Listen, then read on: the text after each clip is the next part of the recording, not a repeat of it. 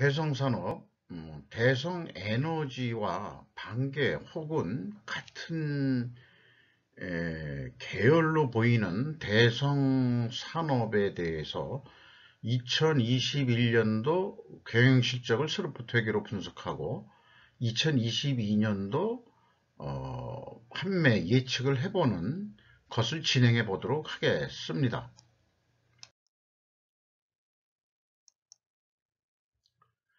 주가는 4,930원으로서 2020년 말보다 1,810원이 증가했고요. 상승을 했고요. 장부 가격에 대비 현재 39% 선뿐이 되지를 않습니다.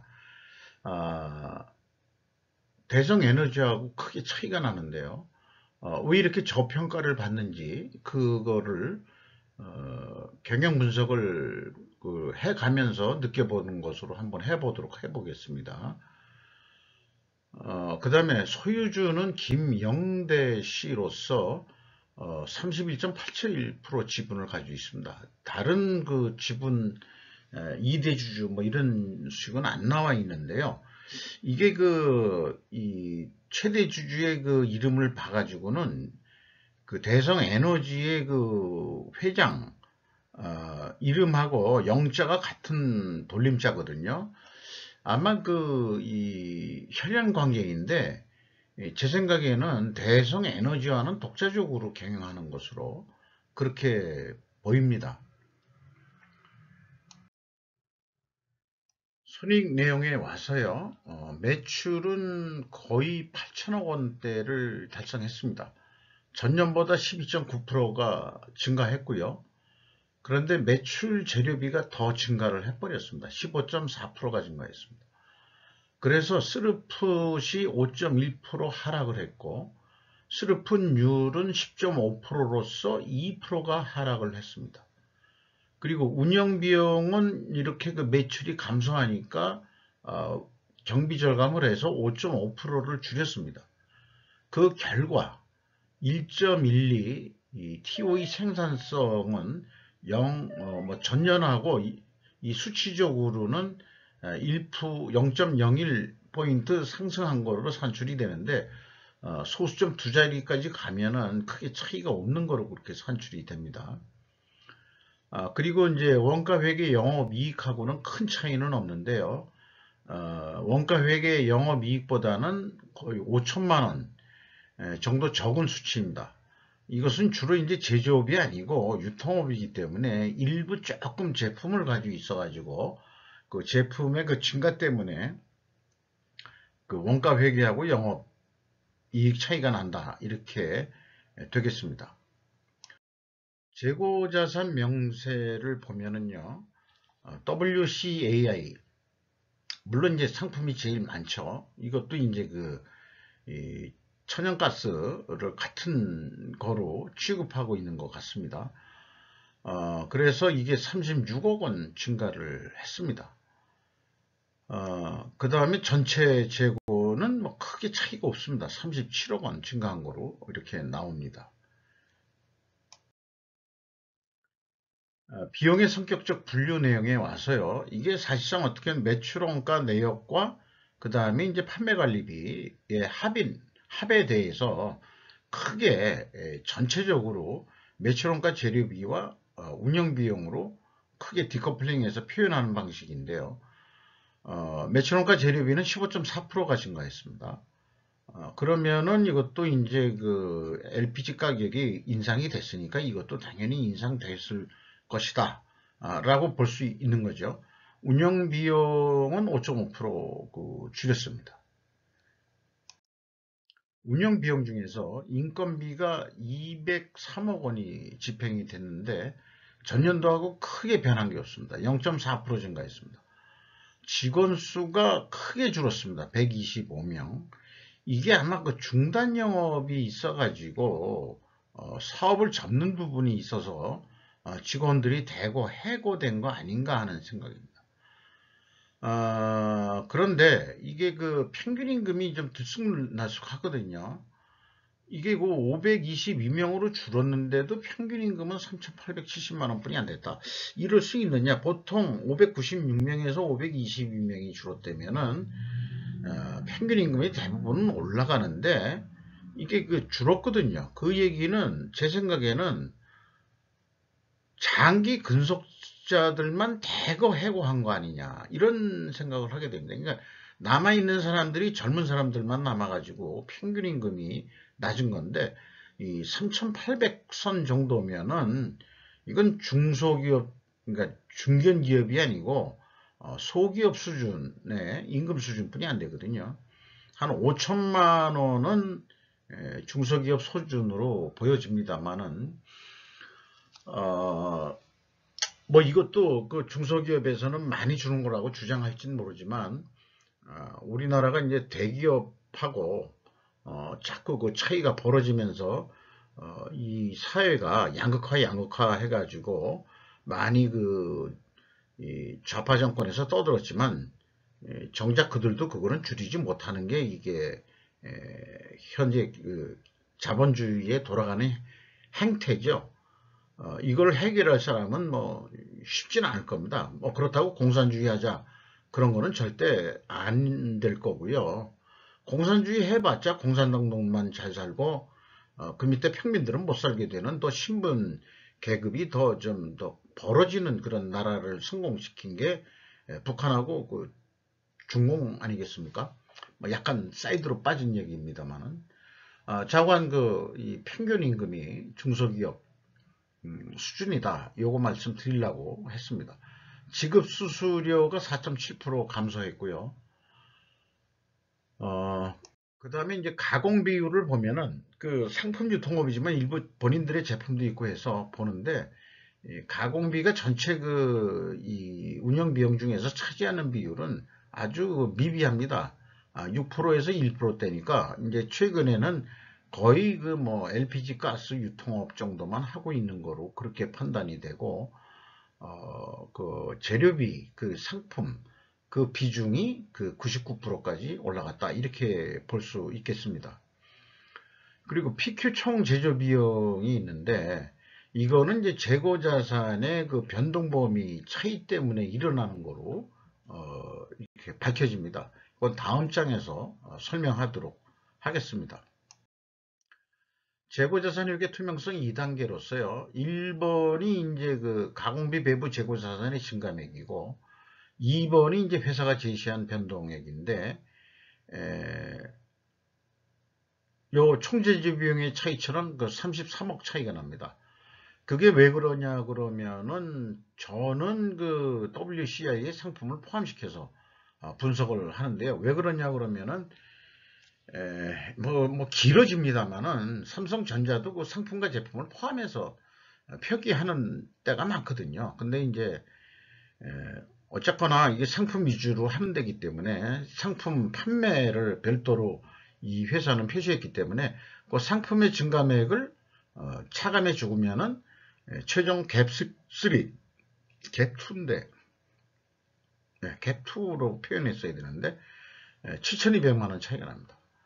전년도나 전전년도는 또 그 갭이 컸었고요. 요렇게 했는데도 이제 갭이 마지막까지 남거든요, 또. 그러면 나머지는 그러면은 이제 원재료라든지 저장품이라든지 미착품. 요거에 이제 갭일 텐데, 이거를 가감하면은 딱 맞아떨어져 제로가 나와야 되는데, 여전히 그 차이가 있습니다. 그래서 이 재고자산 회계 투명성이 좀 많이 미흡하다. 이렇게 보여집니다. 매출 원가가 산출되는 복잡하다면 복잡한 과정을 통해 검증을 해도 갭의 원인은 첫째는 상품의 증감이나 나머지는 찾을 수가 없다. 앞서 말씀드린 대로 말한 내용을 글로써 한번 정리해 본 것입니다. 매출 원가 검증을 해봤는데요. 역시 그 상품의 상품 매출액의 증감액을 제외하니까 그 금액만큼 계속 차이가 있다 하는 것은 이제 입증이 된다고 할 수 있겠습니다. 재고자산회계 투명성 3단계로서 전체 현금 흐름표 기준 전체 재고자산의 증가액을 검증하는 것입니다. 현금식으로 한번 읽어볼게요. 현금이 40억이 나갔다면 재고도 40억이 증가해야 되는데 38억 원뿐이 증가를 안 했다. 그러면은 2억 4천만 원이 어디로 날아갔냐? 이렇게 이제 물을 수 있는 거죠. 그러면 재고자산 손실 평가액이 있고 그 다음에 폐기 손실이 있어. 그 금액을 가감해 주어도 갭2로 여전히 차이가 또 남는다. 현금도. 그래서 이렇게 3년 연속 차이가 난다 그러면은 뭐가 분명히 있을 텐데 이 회사가 좀 불투명한 부분이 그게 구체적으로 무엇인지를 저의 수준으로서는 제가 콜롬보 형사도 아니고 못 찾겠어요. 그 회사를 실질적으로 가서 그 실사를 해보고 그 감사를 해보기 전까지는 파악하기가 좀 어려울 것 같습니다. 제가 찾는 게 아니고 아마 질의를 하겠죠. 해명을 해라. 왜 그러냐? 해명 못하면 니들이 해먹은 거다. 뭐 이런 식으로 좀 검찰에서 그런 식으로 윽박 지른다는 건가요? 그래서 이제 검수 완박이라는 걸 한다는 건가요? 나 잘 모르겠습니다만은 뭐 경찰이 그렇게 강압적으로 할 건지 안 할 건지는 잘 모르겠습니다만은 그래서 제 생각에는 중단 영업과 관련이 있는 것으로 추정은 되나 회사는 어떠한 설명도 없다는 거죠. 그래서 재고자산 회계 투명성은 패스했다고 볼 수가 없습니다. 좀 이 대성산업의 이 재고자산 매출원가 회계는 투명성이 미흡하다. 다르게 또 표현하면은 불투명하다. 뭐 이렇게 말씀드릴 수 있겠습니다. 경영평가 지표로 와서요. 재고 회전율이 떨어졌고 그런데 반대로 생산성은 상승했습니다. 이렇게 이제 역방향일 때 분식회계 개연성을 제시하는데 가정을 하는데 이거를 그 회사가 반증하려면은 그렇지 않다. 우리는 그런 회사 아니다. 그러면은 원재료 가격 하락과 판매 가격 상승이라는 추론을 입증할 가격 추이를 보여줘야 되는데 이 대성산업은 보여주지 못하고 있습니다. 그냥 설명체식으로 뭘 중언부언 해가지고 그냥 넘어가고 있어요. 근데 아시다시피 그 LPG 가격이 크게 올랐기 때문에 원재료 가격이 상승된 거는 맞고 그래서 그 재고 회전율이 준 건 맞는데 판매 가격이 그러면은 상승했느냐? 상승한 것도 맞겠죠. 그 상대적으로 그 매일 가격보다는 그 소비자 가격이 크게 그 상승하지 못한 게 대성 에너지를 통해서 확인했기 때문에 그게 기억이 나기 때문에 아마 그 이 전반적인 흐름은 그 반증이 가능할지는 모르겠어요. 하지만은 디테일한 부분에 들어가서 1단계에서부터 3단계까지 검증을 해봤을 때는 불투명한 부분이 많다 하는 것은 지울 수가 없습니다. 임팩트 미래 가치는 10.2%가 하락했고요. 이것도 주가 하락 요인이 되겠습니다. 총 자산 회전율이 0.88로 전년보다는 상승했습니다만은 유통업으로서는 좀 낮은 수준이라고 할 수 있겠습니다. 매출 채권의 수금 속도는 26회전으로 매우 빠른 편입니다. 1년이 그 52주니까 12달에서 한 그냥 보름 단위로 그 수금을 하고 있다. 이렇게 봐지고요. 그 다음에 이제 매입 채무에 대한 지급 속도는 더 빠르네요. 이게 이제 그 납품 협력업체라기보다는 물건을 공급하는 사람이 시장 우위에 있는 한국가스공사겠죠. 그러니까 이제 돈을 빨리 줘야 되는 상황으로 해석이 됩니다. 그런데 지금 제 기억으로는 대성에너지는 매입 채무로 돈을 늦게 줬거든요. 이게 뭔가 힘의 관계들이 서로 얽히고 설키고 되어 있는 것 같습니다. 상대적으로 대성산업이 현재 그 약자로 되어 있는 것 같은 기분이 드네요. 이런 통계 내용을 보니까.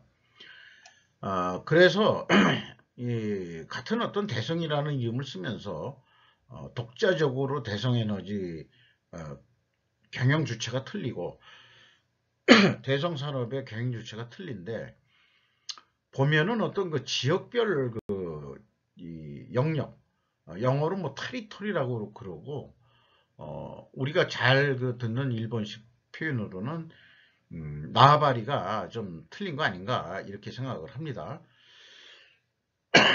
죄송합니다. 죄송합니다. 캐펙스 자본적 지출이 209억 원, 거의 210억 원이 투자가 됐습니다. 전년도에도 투자가 있었고요. 그리고 종속기업 비율은 26.9%로 증가했습니다. EAT 상금 순이익은 220억 원으로서 전 현금 수익률로 보면은 2.9%, 전년보다 11.9%, 즉 한 12% 정도 하락을 했습니다. 이것도 주가 하락 요인이라고 볼 수 있겠습니다. 채권자한테 258억 원을 더 추가로 차입을 해서 레버리지율은 39.3%로 증가했습니다. 그 다음에 주주잉여 현금 흐름은 교환권 행사로 들어온 돈과 자기 주식 처분으로 들어온 돈이 2021년에 해당하는 돈이 되겠습니다. FEM 최종 552억 원의 현금이 유출됐다. 이렇게 표현할 수 있겠습니다. 캐펙스의 투자도 있었고 그런 등등 해서요. 그 다음에 현금 버퍼율은 3.1%로서 전년보다 크게 떨어졌습니다. 그 다음에 이익 잉여금률은 약간 상승한 거로 되어 있고요. 그 다음에 납입자본 성장률은 0.50, 작년하고 크게 차이가 없습니다. 자, 이렇게 해서 실적을 가지고 내년도, 그러니까 내년이니까 이제 올해가 되겠죠. 벌써 4월 말이 다 돼가는데 공시가 뭐 3월 말쯤 나오니까 저도 그냥 마음이 급해가지고 연간 실적을 여러 군데 분석하고 싶은 데가 많아서 해오고 있습니다만 하루에 2군데 하기가 조금 쉽지가 않네요. A프렌 원가 회계부터 좀 보면은 요게 실적이거든요. 그런데 이제 목표를 어떻게 세울 거냐 그러면은 30% 이익을 좀 더 보자. 그리고 판매 관리비는 이제 못 올려. 뭐 임금 동결 또는 경비 동결 이렇게 하고 매출 원가가 얼마가 나와야 되겠느냐.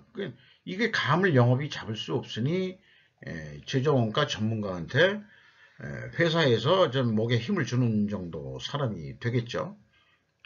이거를 좀 영업에서 여기까지 계산할 능력이 있으면 다행인데요. 그런 사람이 또 물론 있을 겁니다. 그러니까 생산 재료비가 이게 LPG 가격이 우크라이나 사태 때문에 계속 오를 거다. 그러니까 한국가스공사가 공급하는 가격이 계속 오를 거다. 그러니까 20% 예상을 한다. 여러 가지 데이터들을 다 봤을 때 그렇게 예측이 된다. 가공비는 이것도 그냥 동결한다. 근데 기말 재고를 20% 올린다. 왜냐면 이제 생산 원가가 또 생산 재료비가 올라가니까 이거는 뭐 매입 금액이라고 볼 수도 있는 거죠. 그러면은 이제 매출 원가가 20% 오른 거로 통보를 하면은 112억 원의 이익을 내려면은 9,300억 정도는 팔아야 됩니다라는 사업 계획을 해야 될 것입니다. 이렇게 이제 계획을 했는데 이거를 어떤 단품 납품이라는 입장에서 한번 비유를 해보도록 하겠습니다. 그래서 견적을 93만 8천 원에 냅니다.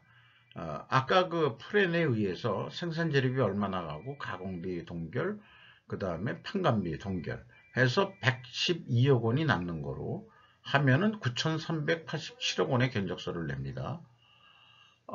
그러면은 전년보다 18% 업된 가격이죠. 그러면은 이거를 만약에 납품하는 거라고 해서 한다고 그러면은 한국에서 견적 가격대로 구매해 주는 데는 없겠지만은 원재료 가격이 워낙 올랐으니까 93만 8천 원에 견적서를 내더라도 줬어. 그러면은 93만 원에 어떻게 협상을 해서 계약을 했다고 하면은 6,690억 원뿐이 66억 원뿐이 이익이 안 난다. 그러면 이제 회사 입장에서는 그 코스트 다운, 원가 절감을 해봐라 이렇게 요구를 해서 133억 원 정도 이익이 나는 거로 그렇게 계획을 해봤습니다. 그러면은 그 원가 절감을 실행하는 방법은 뭐냐 그러면은 없다 이게요. 이거 재료비 그 매입 재료비 가격을 그 한국가스공사한테 깎아달라고 얘기할 수도 없고 한국가스공사도 그 남는 게 없다 이렇게 얘기를 하니까 그래서 가공비도 제로면은 그러면은 원가를 어떻게 낮추냐면 재고를 증가하는 방법뿐이 없습니다.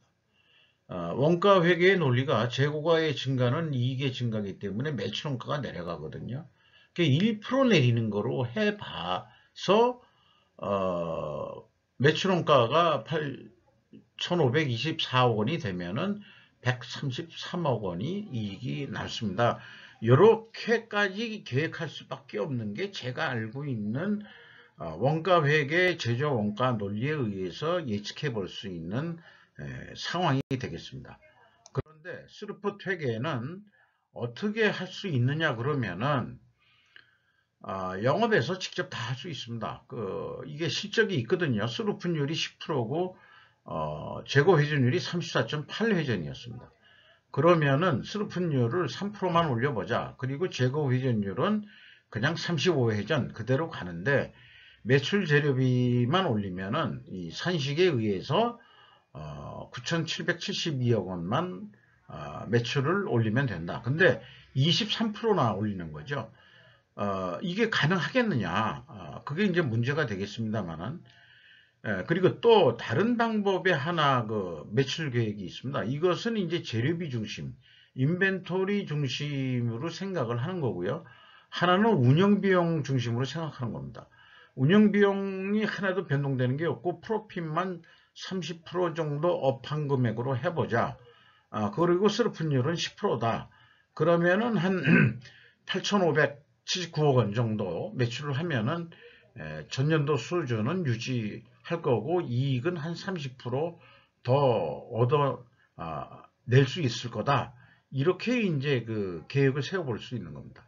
이거는 어떤 마지노선으로 히든카드로 가지고 있어야 될 상황이겠죠. 그러면은 그 원가회계처럼 견적 전략을 어떻게 세우냐 그러면은 눈에 익은 대로 매출 재료비, 가공비, 판매 관리비 이게 다 동결하는 거죠. 매출 재료비만 증가시키고 이익을 내서 내는 거로 봐가지고 9,384억 원의 견적을 제안을 해보는 거죠. 요걸 이제 단품으로 다시 비율을 해서 얘기하면은 그러면은 이제 93만 원에 하자. 이렇게 되면은 2,791원 뿐이 안 남는다. 그러면은 뭔가 이익을 더 내기 위해서는 어떻게 그 실행을 해야 될 거냐 그러면은 수루풋율을 1%만 더 올리자. 그리고 재고 회전율도 37회전까지 올려보자. 다 같이 많은 노력을 해야 되겠죠. 그러고 매출 재료비는 또 20% 오르니까 그러면은 1조 원가량은 노력을 하면은 될 거다. 이런 계획을 세울 수가 있는 겁니다.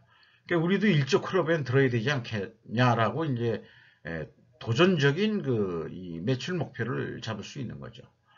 그래서 이대로 만약 이루어진다면 돈이 얼마 남을 거냐 그러면은 매출이 이제 100만 원으로 했다 그러면은 단품이라고 가정해서 매출 재료비 그 증가한 만큼 증가하고 또 그 재고 회전율 증가분만큼 그 비율대로 가공비도 증가했을 거고 판매 관리비도 그렇게 활동이 많으니까 또 상승을 했을 것이다.